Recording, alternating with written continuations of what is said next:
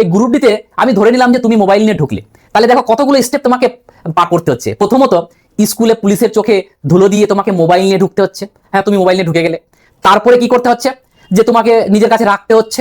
তার সাথে সাথে কি হচ্ছে, যে পরীক্ষাতে তোমাকে কেউ মেসেজ পাঠাবে, সে কোশ্চেন পেয়েছে কিনা, ঠিকঠাক পেয়েছে কিনা, বা ঠিক অ্যান্সার বানাতে পেরেছে কিনা। তার সাথে সাথে কি হলো, তোমাকে ঠিকঠাক আমি ধরে নিলাম যে অ্যান্সার পেয়েছে, ও বানিয়ে তোমাকে মেসেজ করেছে। তুমি মেসেজ মোবাইলটা খুলে ঠিকঠাক দেখতে পেলে কি পেলে না, না গার্ড করার জন্য দেখতে পেলে না, এবং তুমি গার্ড নরম আছে তুমি দেখতে পেলে, তুমি ঠিকঠাক ভরলে কি ভরলে না, এবং তোমার 100% তুমি করতে পারলে কি পারলে না। তো এতগুলো স্টেপ যদি তোমার সাকসেসফুল হয়, তাহলেই কিন্তু তুমি সাকসেস, বিনা পড়ে।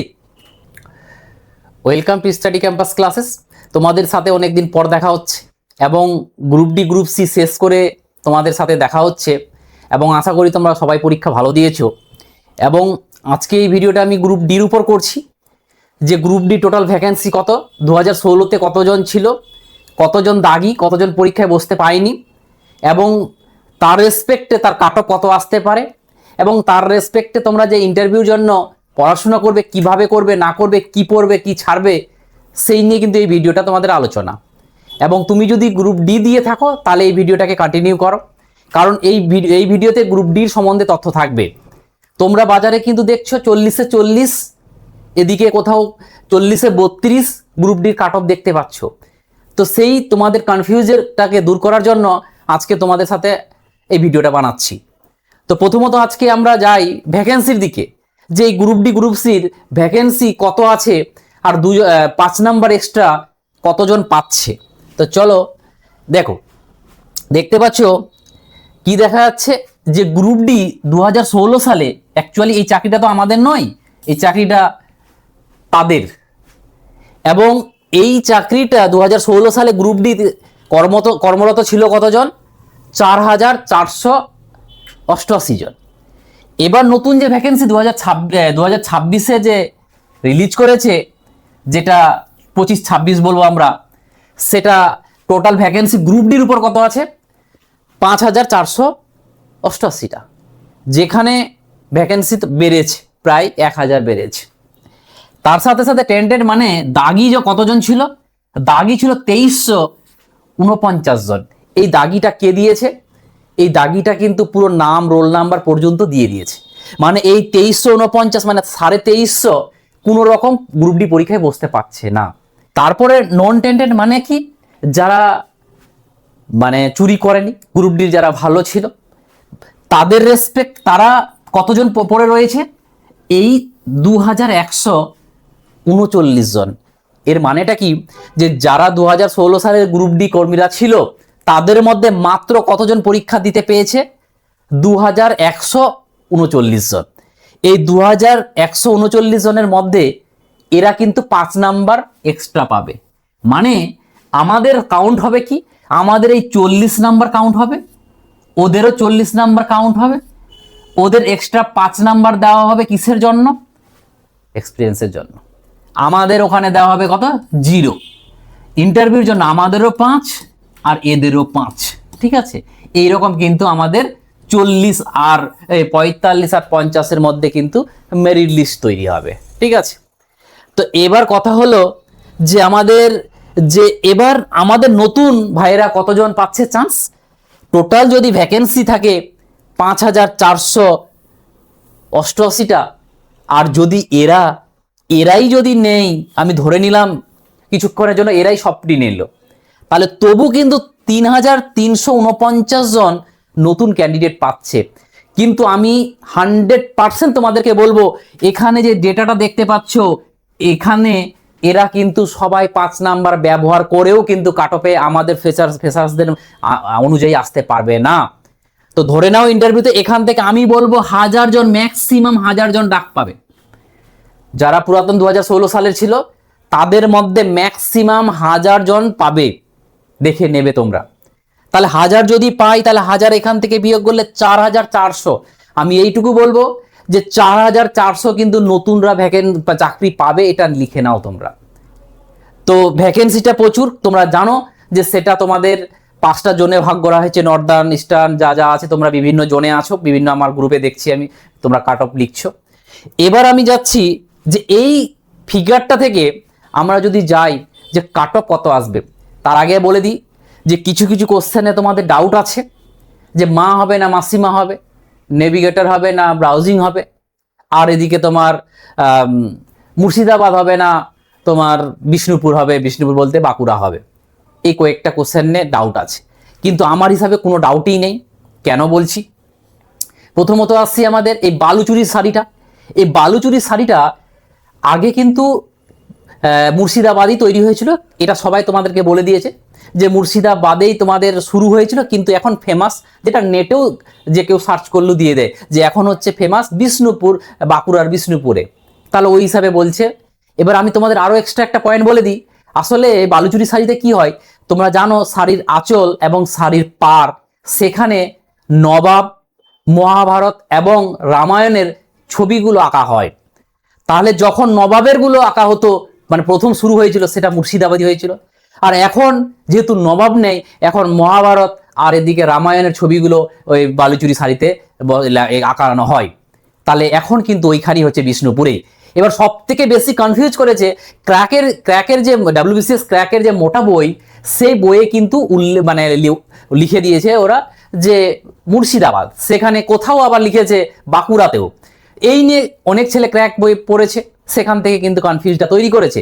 এবার দেখার বিষয় হলো যে কমিশন কি পড়ছে, বোথ নিচ্ছে না সিঙ্গেল নিচ্ছে। আমি এইটুকু বলবো, সিঙ্গেল যদি নেয় তাহলে বিষ্ণুপুর কি মানে বাঁকুড়াকে নেবে, আর যদি বোথ নেয় বা সবাই নাম্বার দিয়ে দেয় ওটা তো পরের ব্যাপার। আরেকটা আছে মা বা মাসিমা।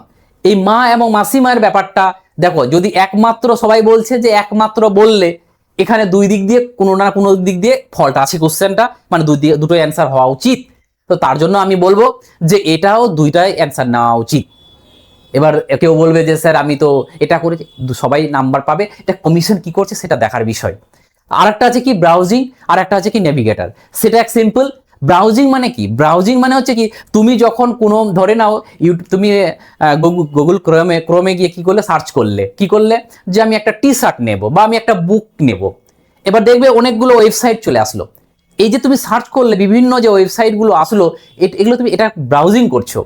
বাট যখন একটা ওয়েবসাইটে ঢোকার মধ্যে তুমি যেটাতে ক্লিক করবে নতুন করে একটা করে পেজ, তুমি আমাজনে গেলে ভালো লাগলো না, দাম বেশি, তুমি ফ্লিপকার্ট ওটা বন্ধ করে ব্যাক করে ফ্লিপকার্টে চলে আসলে।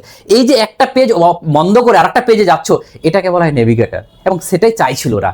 তাহলে এখানে ব্রাউজিং, এবার কিছু টেক্সটবুক এবং কিছু কিছু জায়গাতে অ্যান্সারটা ব্রাউজিং নেওয়াতে তোমাদের কনফিউজ হয়ে যাচ্ছে তোমরা, আমি বলবো ওটা নেভিগেটরই হবে। তথাপি এই কোশ্চেনগুলো নিয়ে আর কোনো ডাউট করিও না, এবং এই কোশ্চেনগুলোকে যা বলে দিলাম ওটাকে ওই অ্যান্সার ধরে তোমরা এগোবে। তো চলো এবার যাচ্ছি যে কত করলে আমরা ইন্টারভিউর দিকে আগাতে পারবো, কত নাম্বার পেলে আমরা ইন্টারভিউ যাব।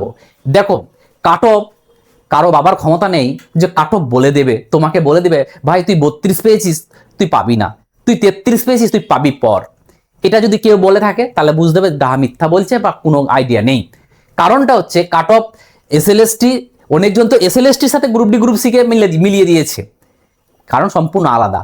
কারণ তোমাদেরকে বলেছিলাম যে এখানে প্রভাব পড়বে না, কারণ ওখানে দেখবে অনেক বলবে স্যার আমি তো এসএলএসটি 9, 10, 11, 12 মানে 60 পেয়েছি, পাইনি চান্স, তাহলে গ্রুপ ডি গ্রুপ সিতে কি করে পাবো? ভাই ওটা আলাদা, ওখানে সবাইকে 10 নাম্বার দিয়েছিল, এখানে সবাই 10 নাম্বার পাবে না। তার জন্য কিন্তু এখানে কিন্তু বেনিফিট রয়েছে নতুনদের। এই জন্য বলবো যে কাট অফ কেউ বলতে পারবে না।